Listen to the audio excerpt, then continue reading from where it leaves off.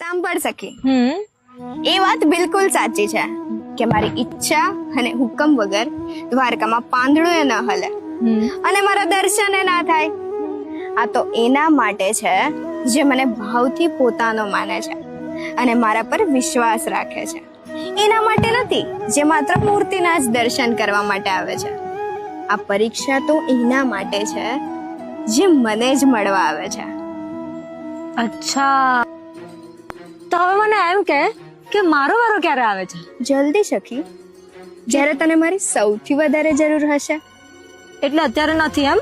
છે ને, તો પણ હમણાં તો હું સાથે છું ને, ડગલે ને પગલે. દર વખતે તું મને આવી રીતે ફોસલાવે છે. ખબર નહીં તું મને ક્યારે બોલાવીશ દ્વારકા? જોઉં છું ક્યારે બોલાવે છે. જલ્દી સખી. બસ આ જ ઉમ્મીદ પર જીવવાનું છે અમારે સખા. ચલ હવે તને બીજા ઘણા કામ હશે ને, હું તને વધારે હેરાન નથી કરતી. પાક્કું? હા, પણ એક શરત.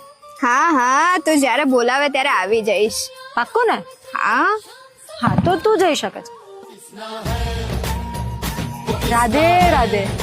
રાધે રાધે.